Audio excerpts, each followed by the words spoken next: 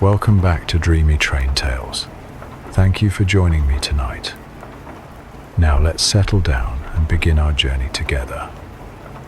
If this brings you peace, please like and subscribe so we can explore more historic railways together, but only if it truly helps you unwind. And if you'd like, please share in the comments where you're listening from and what time of day it is for you right now. Tonight, you find yourself at Zürich Hauptbahnhof in the early 1920s, where the crisp air of autumn carries a faint scent of wood smoke and roasted chestnuts.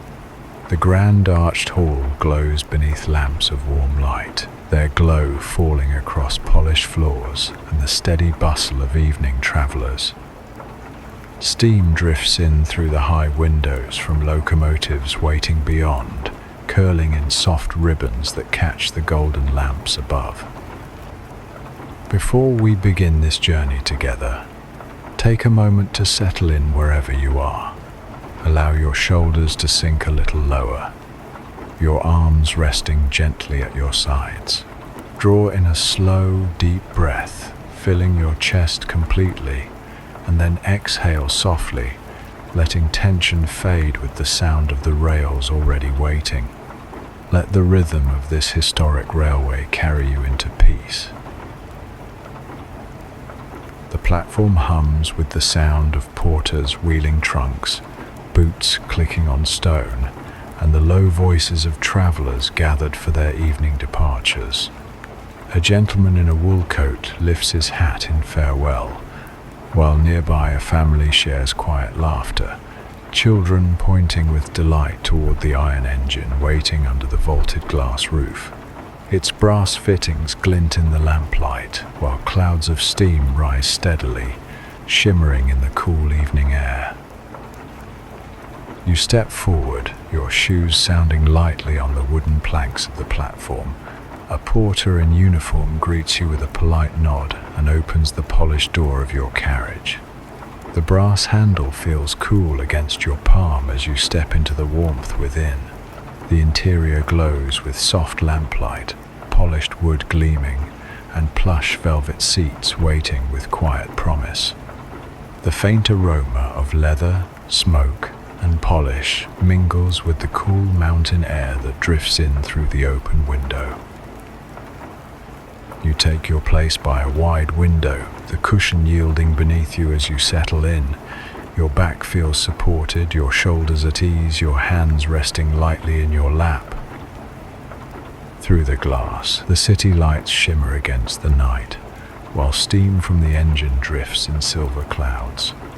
The conductor walks briskly down the platform, silver watch glinting from his vest. He signals the final boarding call, his voice steady and clear. The whistle sounds long and low, echoing against the vaulted ceiling, and with a steady pull, the train begins to move. The station lamps slide past your window, the great roof receding, until only the cool, open night of Switzerland remains. The rhythm begins, steady and calm. The click of wheels on rails, the gentle sway of the carriage, the rising hiss of steam. Zürich fades into the distance, and the autumn mountains wait ahead. The train gathers its rhythm as it leaves Zürich behind, the wheels striking out a steady, calming pattern that blends seamlessly with your breath. You lean gently into the motion, the velvet seat supporting you as the carriage sways with grace. The air inside is warm and fragrant with polish and faint traces of smoke, while outside, the crisp autumn night unfolds with quiet beauty. Through your window, the first stretches of countryside reveal themselves in glowing colors. Vineyards cling to the slopes just beyond the city, their rows painted in shades of gold and deep crimson, glistening faintly under the moonlight. Farmers' cottages with shuttered windows stand among them, lanterns glowing faintly, smoke curling from chimneys into the cool sky. Each scene passes like a painting, lingering only long enough to imprint itself gently in your memory. The train glides into valleys where rivers mirror the night sky, silver bands winding between forests dressed in autumn leaves. Birch and larch trees shimmer pale, their branches catching what little light remains, while dark pines hold steady along the higher slopes. A bell from a distant village carries through the valley, soft and resonant, marking the hour as the locomotive's whistle answers with a low, steady note.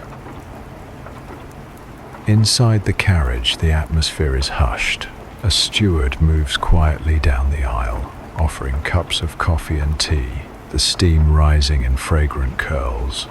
The porcelain clinks softly as he sets each cup upon a small wooden table, his voice little more than a murmur as he speaks to passengers. A gentleman in a tweed coat opens a newspaper, its pages rustling briefly before he folds it neatly again, resting back with a sigh of contentment. Across the way, a young woman writes steadily in a leather-bound journal, her hand moving with care in the lamplight. You sink deeper into your seat, shoulders loosening, your gaze softening on the world outside. The rhythm of the wheels becomes your own rhythm, each click and sway aligning with your breath. The land around you is alive with color and texture, but your mind begins to quiet, holding only the sound, the motion, the peace. The train passes small villages nestled at the foot of mountains, their clusters of houses lit by warm lanterns. Children play briefly in the streets, their laughter carrying into the cool air before fading as doors close and families retreat inside. Church spires rise above the rooftops, bells chiming softly, the sound trailing into the valley like a lullaby. The autumn air outside carries with it a faint scent of smoke and fallen leaves, drifting in whenever a passenger opens a window to the night. You breathe deeply, feeling that freshness fill your lungs, then release it slowly, letting your body soften further.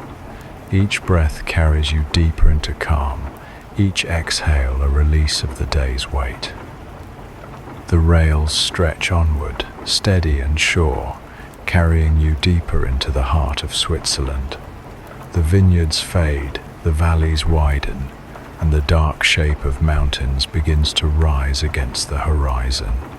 The journey continues, each mile bringing you further into stillness, further into rest. The train winds deeper into the heart of Switzerland, its steady chuff and gentle sway guiding you upward into the mountains.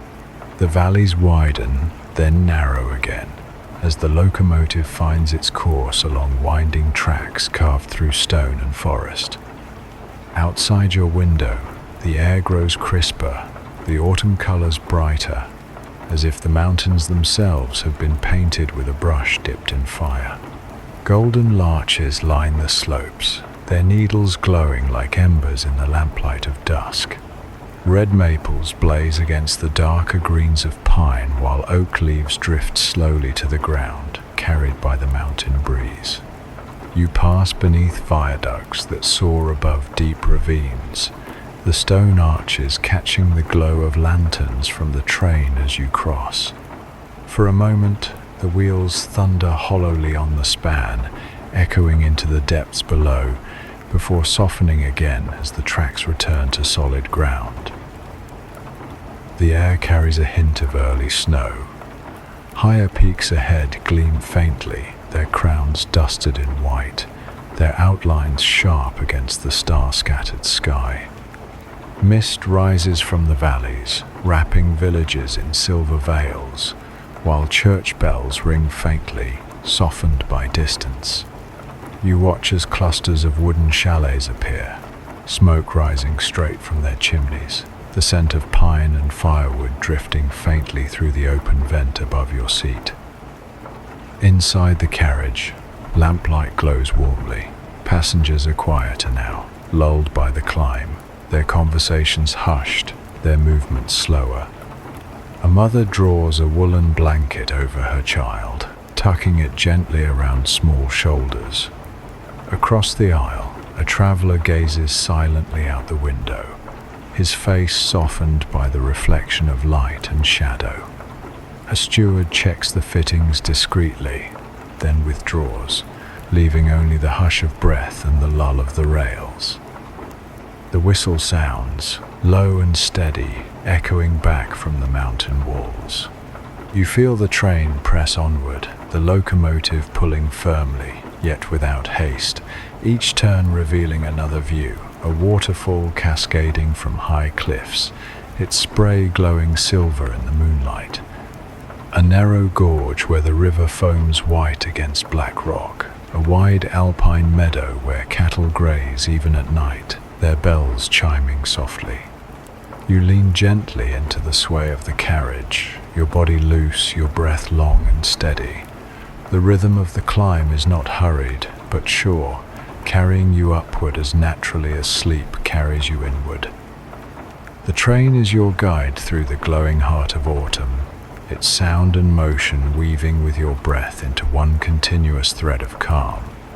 Beyond the window, peaks rise higher, forests glow deeper, and the journey presses on, carrying you not just across the mountains, but deeper into rest. The rhythm slows as the train begins its descent toward Chur, the wheels easing, the swaying motion becoming gentler, more like rocking than travel. You sink deeper into your velvet seat, your body moving effortlessly with the softened pace. The lamps inside the carriage glow lower now, their golden light wrapping everything in a cocoon of calm.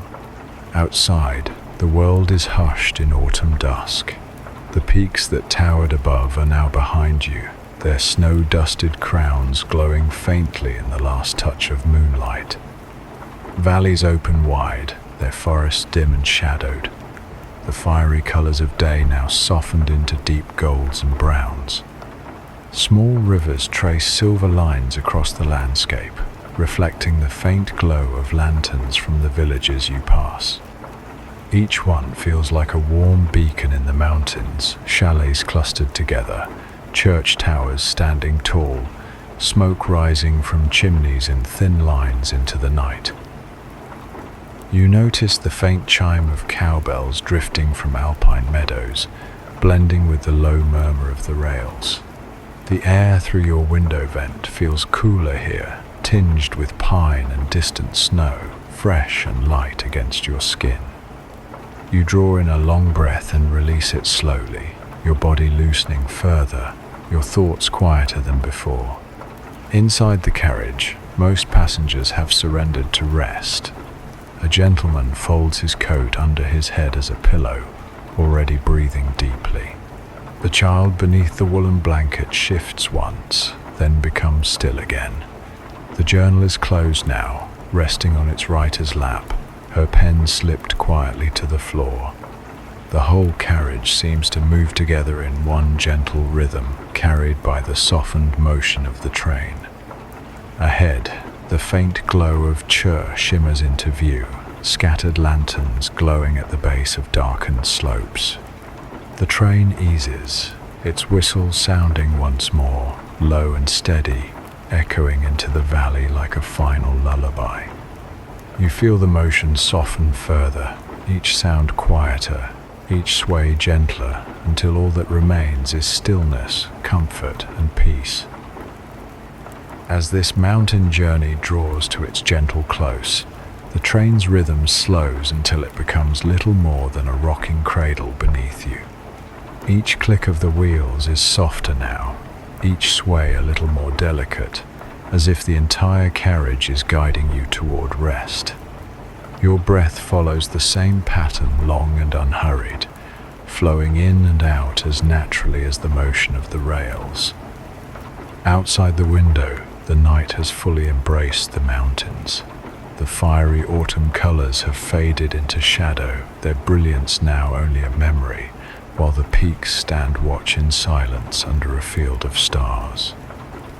Mist curls along the valley floor, rising in pale ribbons that drift between pine groves and across silver rivers. Villages glow faintly, each lantern-lit window like a beacon of warmth in the cool alpine night. Inside, the world is hushed. The lamps burn low, their golden glow reflecting softly in polished wood and velvet. Passengers rest deeply, their breathing slow and steady, the carriage united in one quiet rhythm. You are part of that rhythm now, your body loose, your mind light, your thoughts already drifting further away. The train eases onward, but for you there is no more distance to travel. You are already where you need to be, wrapped in warmth, surrounded by calm, held in stillness. Each sound grows more distant, each motion lighter, until all that remains is the memory of autumn mountains, the gentle glow of the carriage, and the endless lullaby of the rails. Allow yourself to drift now, into sleep, into dreams, into peace. Sweet dreams and good night.